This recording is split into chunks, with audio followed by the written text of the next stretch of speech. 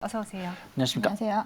네, 참 월요일부터 기운이 축축 처지게 만드는 시장인데 그래도 힘내서 마감을 잘 정리해 보겠습니다. 눈에 띄었던 특징주 들고 가야 될지 매도해야 될지 마감을 정리하는 OX 첫 번째 종목은요. LG생활건강입니다. 사실 화장품에 대한 뷰가 많이 부정적으로 바뀐 와중에 4분기 실적 부진까지 더해지면서 오늘 급락 보여주고 있는 화장품주입니다. LG생활건강 두 분이라면은 보내주시겠습니까? 더 들고 가시겠습니까? 의견 주시죠. 네, 안타깝게 X 주셨는데 지금 안타까운 이유 중에 하나가 고점 대비 좀 내려온 상황에서 X가 아니라 사실 그동안도 많이 힘들었는데 여기서 X라는 거잖아요. 많은 분들이 지금 손실권에 계실 텐데 어떻게 해야 될까요? 사실 좀 마음이 아프지만 네. 아닌 건 아닌 거기 때문에 좀 말씀을 드려야 되는데 네, 좋습니다. LG생활건강 일단 추세적으로 이미 꺾였습니다. 꺾인 부분에서 오늘 또 이제 하향 리포트까지 나오면서 오늘 이제 급락 장세가 나타나고 있는데 사실 좀 과도하다라고 생각이 들 정도로 오늘 급락이 나타나고 있는데 이게 시장 분위기를 좀 반영한다라고 보고 있습니다. 오늘 가격 52주 신저가를 보여주면서요. 일단은 추세적이면서 오늘 또 거래량 자체가 급증하면서 이렇게 빠지는 모양새 자체가 좀 추가적으로 좀 더 추가 조정이 있을 수 있다라고 좀 생각을 하고 있고요. 특히 이제 화장품 업종에 대한 지금 코로나19 이후에부터 사실 화장품 업종에 대한 수요가 많이 줄었기 때문에 그 부분이 이미 다 누적되어 있었던 거고 그 부분에서 실제적으로 더 이상 기대치가 좀 사라진 모습이다라고 할 수 있겠고 LG생활건강이라든지 아모레퍼시픽도 오늘 전반적으로 화장품도 전반적으로 좀 급락이 나타나고 있는데 그 부분에서는 앞으로에 대한 기대치마저도 좀 사실 좀 적게 만드는 부분이 있습니다. 이런 LG생활건강이라든지 아모레퍼시픽 같은 경우에는 아무래도 중국 수요가 가장 중요한 부분인데 중국에서는 이제 아무래도 경기 부진 또는 그리고 이제 사치에 대한 이런 좀 어떤 제재하는 이런 부분들에 대해서 우리 국내 화장품 대형 화장품주가 가장 크게 타격을 좀 받는다고 할 수 있겠고요. 중국의 화장품 소비 부진에는 또 어떤 부분이 있냐면 이제 마케팅 채널의 유통 채널에 대한 부분도 있는데 이제 면세 수요에 대한 부분이 급격하게 급감하고 있고 거기에다가 이제 지금은 뭐 사실은 지금까지 면세 수요에서 이어지는 이런 보따리상으로 해서 이어지는 부분에서 온라인 마케팅 쪽으로 시장이 좀 바뀌면서 어떻게 보면 좀 저가 화장품 쪽으로 좀 수요 부분이 좀 넘어간 게 아닌가라는 생각도 듭니다. 전반적으로는 지금은 추가적으로 매수를 하신다거나 지금 급락했기 때문에 추가 매수하신다거나 아니면은 뭐 지금 단가를 평단을 낮추기 위해서 더 매수하시는 전략보다는 조금 더 기다려 보시고 추세가 돌아서는 걸 확실히 보고 나서야 화장품 좀 접근하시는 게 좋겠다라고 좀 말씀드리겠습니다. 네, LG생활건강 안타깝지만 지금이라도 손실을 더 키우기보다는 매도를 하는 게 좋지 않겠느냐라는 의견에 두 분 모두 스탑 X를 주셨습니다. 이어서 두 번째 종목도 확인해 볼게요. 신세계가 오늘 좀 많이 밀립니다. 7% 가깝게 하락하고 있고요. 장중에는 8.2% 하락합니다. 무슨 이야기인고 보니 이제 정용진 부회장의 이 인스타그램, SNS 발언으로 인해서 투자자들이 불안한 마음에 매도를 한다. 그래서 오너리스크라는 지금 이름이 붙어버렸는데 이 하락을 매수 기회로 봐야 될지 아니면 우린 일단 피하고 봐야 될지 알아보도록 하죠. 네, 두 분 모두 X 의견 주셨습니다. 사실 신세계 자체적으로 문제가 있었던 건 아니고 오늘은 이슈로 인한 하락인데 네. 그런데 X를 주신 거는 그럼에도 불구하고 지금 매력적이지 않다라고 보시는 건가요? 그렇죠. 왜 그러냐면 네. 뭐 정영진 부회장의 입이 문제죠. 뭐 입이 문제인지 손이 문제인지 모르겠습니다만은 네. 만약에 신세계라는 그룹 자체가 뭐 수출 주도형 기업이라든지 아니면 뭐 어떤 제조업이라면 네. 상관이 없겠죠. 덜 영향을 받겠습니다만은 서비스업이니까 물건 팔고 서비스를 내수주죠. 내수 네. 위주 아니겠습니까? 그런데 이런 부분들에 의해서 논란이 일어난다면 특히 이 논란이 본인이 의도를 했든 안 했든 어쨌든 정치권을 펼쳐졌고 또 거기다가 노빠꾸라는 표현까지 썼다는 것은 거기에 본인이 동참하겠다는 의사를 표시한 거거든요. 그러면 결국엔 어찌됐든 반은 민주당 반은 국민의힘 어쨌든 반반 아니겠습니까? 지금 지지율 자체도 본다라면 그러면 전 국민의 반을 등을 지겠다는 것은 상당히 무책임한 행동이었다 생각을 좀 하고 있고요.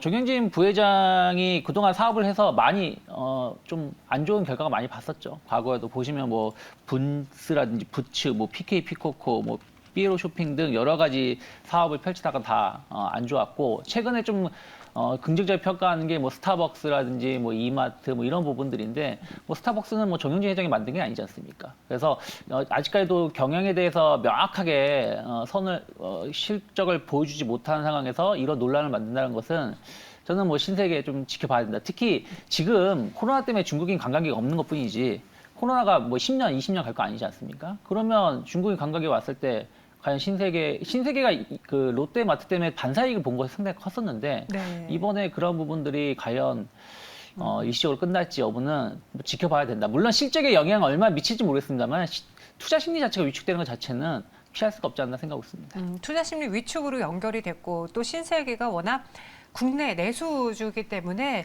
이 소비자들에게서 외면을 받게 된다면은 당연히 실적에도 영향을 받을 수 있게 저희가 뭐 그의 정치색에 대해서 가타부타 말은 안 하겠습니다. 하지만 시장에 미치는 영향은 좋지 않을 것이다. 따라서 일단은 피하고 보자.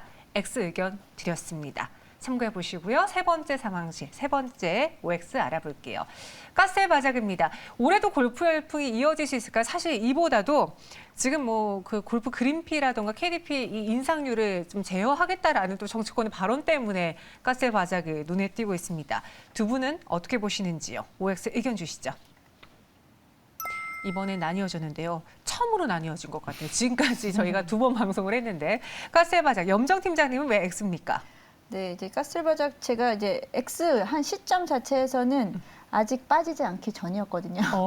오늘 상승폭이 29번 거의 상한가 찍고서 내려온 시점이었었는데 사실 저는 이제 좀 빠지면 조정 깊게 들어가지면 다시 재매수 말씀을 좀 드리려고 했었는데 네. 오늘 이제 장 마감하면서는 거의 이제 빠졌습니다. 7% 상승으로 지금 마감을 거의 할 것 같은데 가스바닥 같은 경우는 이제 골프용품에 대한 수요 급증은 뭐 사실 뭐 다 알고 있는 부분이고요. 그 부분에서 해당 종목이 사실 유독 오늘 좀 튀었다라는 부분에서는 단기적으로는 당연히 차익 실현하고 나오셔라라고 좀 말씀을 좀 드리고 싶었고 그런 부분에서 만약에 오늘 성공하셨다라고 한 분들은 2차 매수를 다시 한번 좀 하셔도 좋겠다라고 생각을 하고 있습니다. 일단은 골프용품 자체에 대한 수요 전체적으로 수요를 봤을 때 전체적으로 뭐 연간 기준으로 해서 2021년에는 5조 6천억 원, 2022년도에는 시장 규모가 전체적으로 더 커지면서 파이가 커지면서 6조 3천억 원까지 늘어날 수 있다. 연간으로 봤을 때 계속 성장하는 시장이기는 한 건 맞습니다. 하지만 아무래도 이제 브랜드 면에서 선호도라는 부분들도 있고요. 가스바닥의 또 실적을 좀 보게 되면은 아직까지는 그 실적에 대한 뚜렷한 좀 성장세는 좀 보여주기 어렵다라고 보고 있고 이번 3분기 실적을 보더라도 이제 영업이익 적자 부분을 보여주고 있다는 부분에서 일시적으로 단기적으로 이렇게 급등한 부분을 일단은 저는 수익을 실현하고 나오자라는 부분에서 말씀을 드린 부분이고 만약에 전체적으로 지금 가스바닥 같은 경우에 주가 수준을 보게 되면은 지금 어느 정도 바닥이면 맞습니다. 그렇기 때문에 재매수 관점은 들어가셔도 좋은데 오늘 상승분을 다시 반납하고 난 후 재매수 관점으로 들어가시면 좋겠습니다. 알겠습니다. 가스의 바닥에 대한 의견은 이렇게 나뉘어졌습니다. 이번에 오늘 장 마감 얼마 남지 않았기 때문에 저희 빠르게 마감에 산다로 넘어가 볼게요. 두 분은 오늘 얼마 남지 않은 시간 이 종목으로 공략을 해보겠습니다. 마감에 산다 키워드는 방어주와 부활의 백고동 울린다 했습니다. 키워드만 봤을 때 지금까지 급등하지 않은 종목일 것 같은데요. 한번 어떤 종목인지 열어볼까요? 하나손해보험 HSD 엔진입니다. 정말 말 그대로 백고동과 관련된 종목인데 HSD 엔진부터 들어보죠. 네, 뭐 오늘도 그나마 선방하는 게 이제 금융, 네. 은행, 보험주들이고 조선 관련된 섹터입니다. 결국엔 실적에 대한 어떤 기대감인 거거든요. 그러니까 뭐 작년에 8년 만에 역대 최대치 수주 모멘텀이 수주를 보여줬었고 이런 수주 모멘텀은 올해도 지속될 가능성이 높다. 왜냐하면 작년에 우리나라가 수주를 더 안 한 거거든요.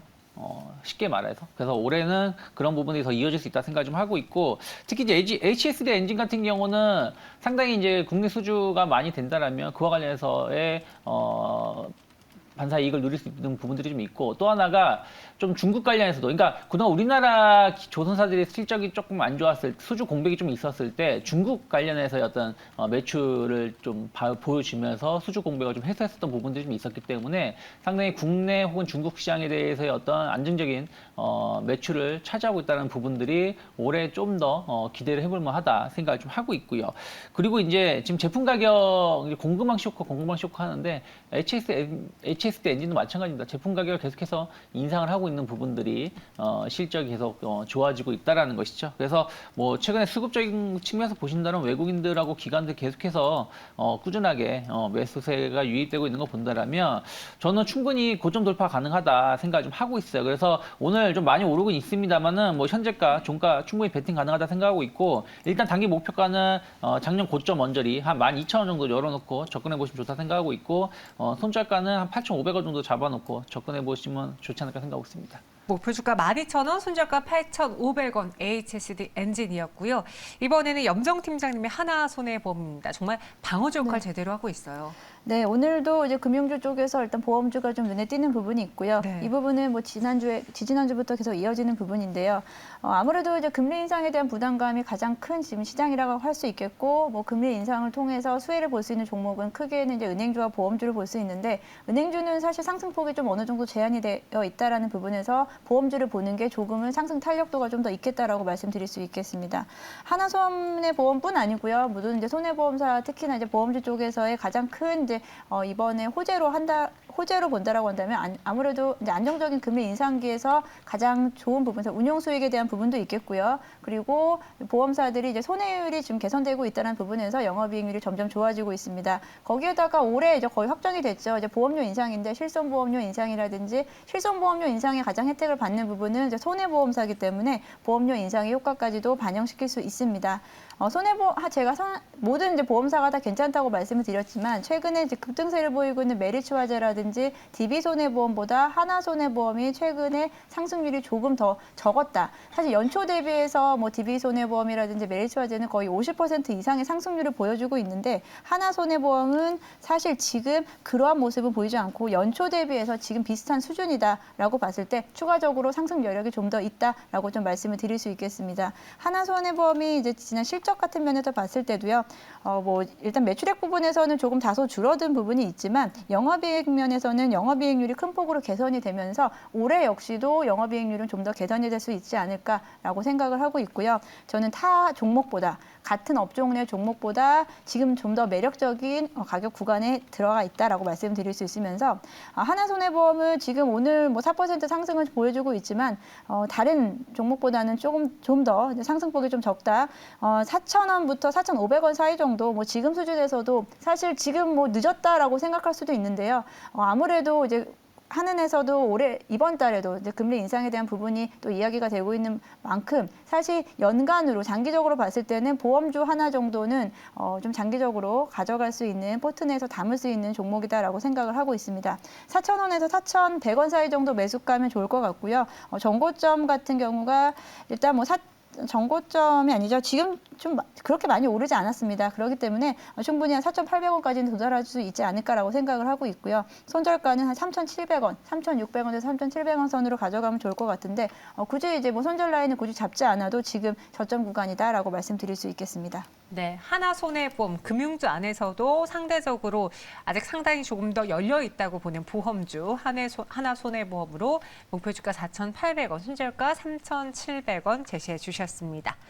마감 회사의 종목까지도 들어봤고요. 지금 지수 동시효과 구간에 들어와 있는 상황에서 코스피 코스닥은 1% 넘게 밀리고 있습니다.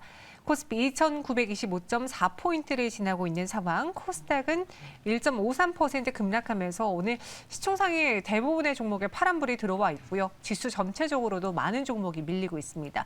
코스닥은 979.98포인트 지납니다. 마감 동시효과 함께 하셨습니다.